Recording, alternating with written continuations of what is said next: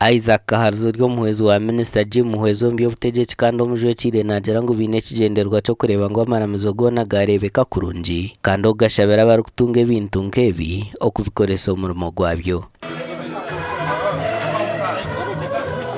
Tuineyo parish model, tuineyo eby'abakazi eby'eminyeeto, at least waba nokwata oku eriizooba obuya kuyamba hakushakara nyenkyakare baana basiimuura hansi niwe nobaasa kwiija oine ekikwijo kandi ekyakubaasa kurugamu akasente.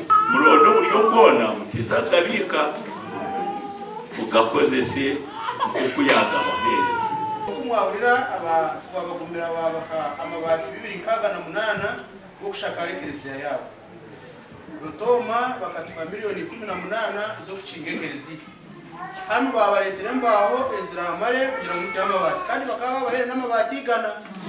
So nibyo muzo mutwatanise ahubwo kombeka amaramizo gitu no kutungura amakagitu.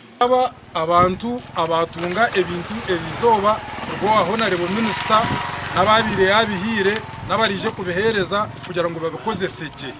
Yabahereza amabate, yabahereza building cage, yabahereza za siminti mutakija kubiguza kandi ekigendererwa cye cyaro kubayine kikabura kushikira. Minister Jim Muhwezo kurabira omuhwezi we nayongera ashaba abantu kwetantara ebintu byo kwebaganisa mu madini abo kugira ngo abantu bona nabaruhanga. Abantu bedini zona message yo kwatanisa kugira ngo edini zona twena ntwicuruza mu ruhango umwe. Sabaruhanga ngwaho minister witu yiha ruhanga mutero mu gisaganda muhereze message. Sima honorable Jim kandi ni musimo mu izina ry'abakristo babagumira bona. Omugano makuru abiciriza abashabirwe kubongera kwatanisa bakargo mu ntaro z'amadini kandi ebinebinde bigambirwa izoba ryanyumwe baziha kereziya ya mukoro muri cyabujimba ha mukoro go kurundana sente ezo kutasya amashanyarazi mu kereziya yabo. Government yitweje nunje itumiya yenarayemo ikatwireza amashanyarazi nagaraba kereziya.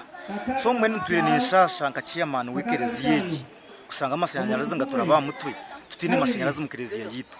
Abicirizaho n'abashabire gukora n'amano kurwanisa ubworo omaka gabo. Ambira abantu okora yo message yanje nyena ngo buri muntu wena arebe ngo yagiye kiyagira ata eki yakora akwatira n'entasiya yekaye kandi entasiya ko kugira entasiya akayawo etungukane kushanga nkaye.